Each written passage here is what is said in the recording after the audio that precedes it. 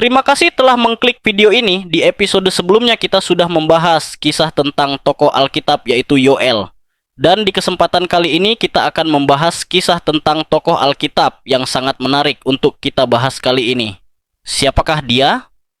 Tetapi sebelum itu, jangan lupa untuk subscribe channel ini supaya bisa lebih berkembang ke depannya. Dan nyalakan loncengnya agar kalian tidak ketinggalan video terbaru dari kami. Langsung saja tanpa berlama-lama kita masuk ke dalam kisahnya. Ini dia kisah tentang tokoh Alkitab, yaitu Nehemia, pemimpin yang membawa harapan.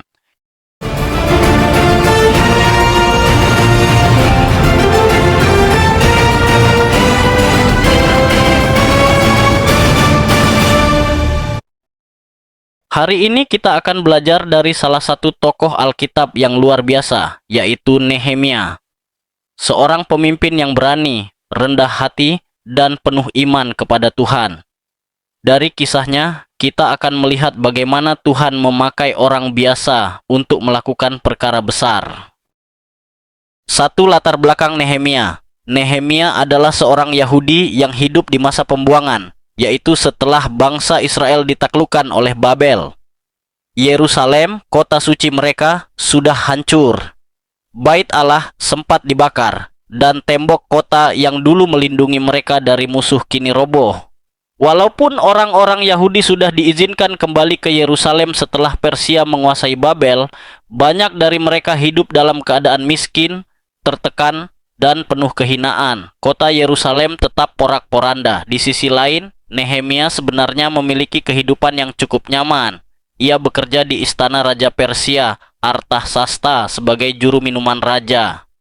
Ini bukan pekerjaan biasa. Seorang juru minuman harus dipercaya penuh, karena tugasnya memastikan makanan dan minuman raja aman dari racun. Jadi Nehemia punya kedudukan tinggi, dekat dengan raja, dan tidak kekurangan apapun. Namun, meskipun hidupnya enak, hatinya tetap terpaut pada bangsanya di Yerusalem.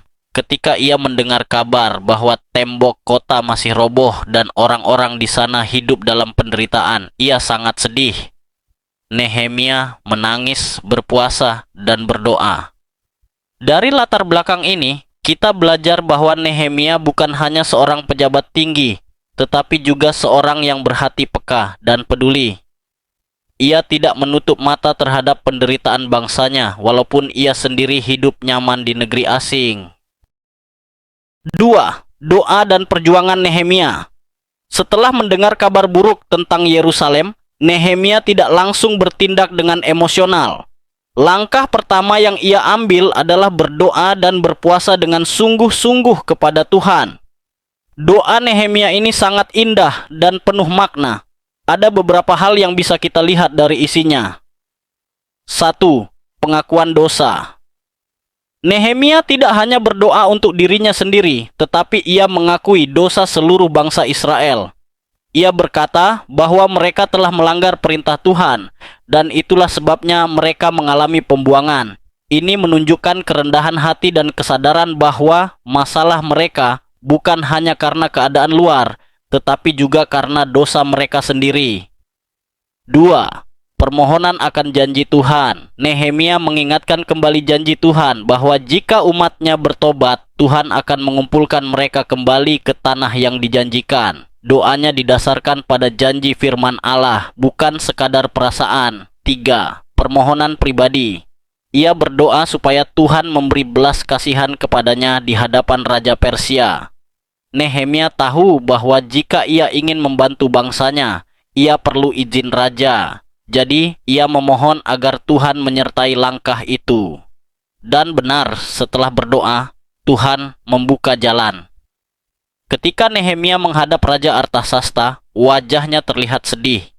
Hal ini tidak biasa, karena seorang juru minuman harus selalu tampak gembira di depan raja. Raja lalu bertanya, "Mengapa wajahmu muram, padahal engkau tidak sakit?" Dengan hati-hati, Nehemia menjelaskan tentang keadaan Yerusalem yang hancur. Luar biasa, raja tidak marah, malah memberi izin kepada Nehemia untuk pergi ke Yerusalem. Bahkan, raja membekalinya dengan surat kuasa dan perlindungan dari pasukan agar perjalanan Nehemia aman. Dari bagian ini kita belajar bahwa segala sesuatu harus dimulai dengan doa.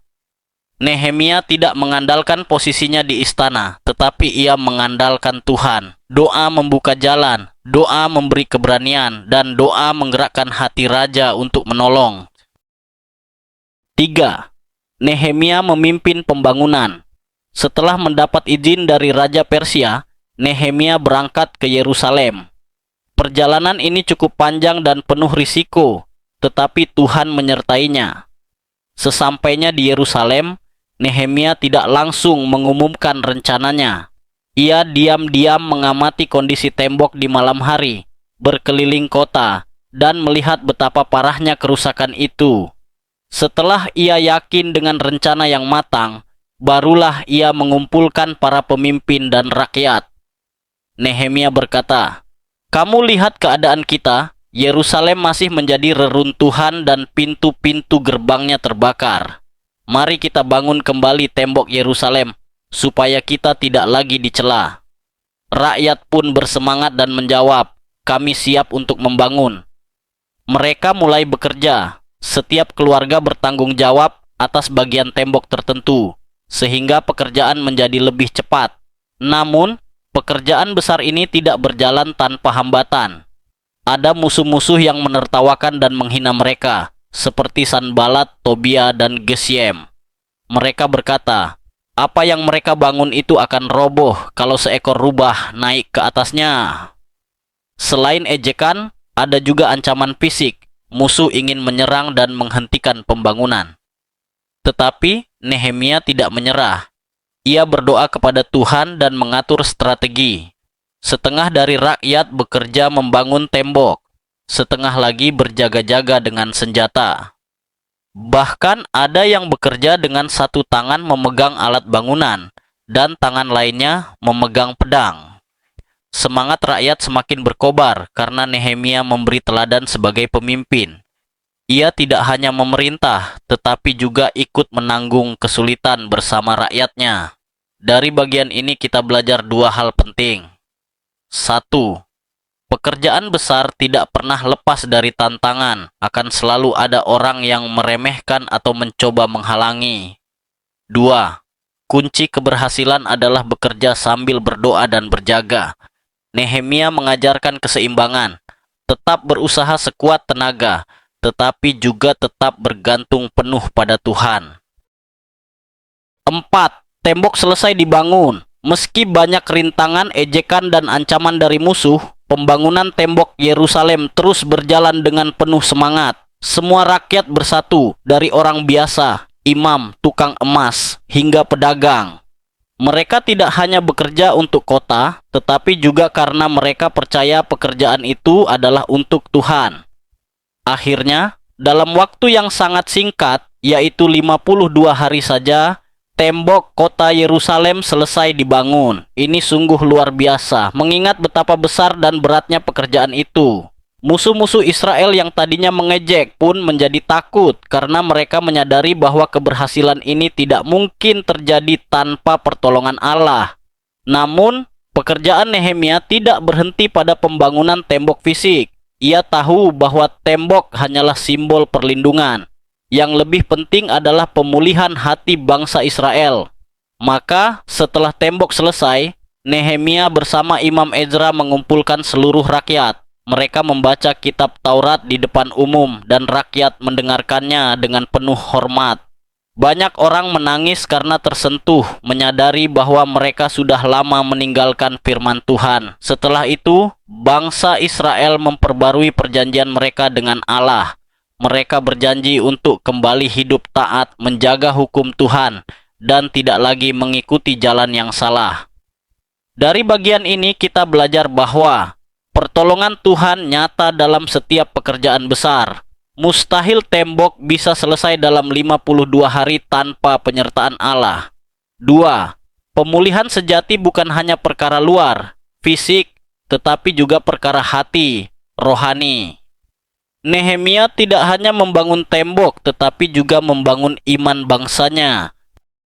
Dari kisah Nehemia, kita belajar bahwa pemulihan dalam hidup kita pun dimulai dari doa, keberanian, dan iman kepada Tuhan. Tidak ada tembok yang terlalu runtuh untuk dibangun kembali. Jika kita melibatkan Allah, mari kita seperti Nehemia, setia dalam doa, berani mengambil langkah, dan percaya bahwa Tuhan akan memulihkan hidup kita. Begitulah kisah tentang tokoh Alkitab yaitu Nehemia. Bagaimana menurut kalian? Komen di bawah untuk memberikan pendapat kalian tentang kisah ini. Dan jangan lupa untuk subscribe channel ini, supaya bisa lebih berkembang lagi ke depannya. Dan terima kasih telah menonton sampai habis. Sampai jumpa di episode selanjutnya.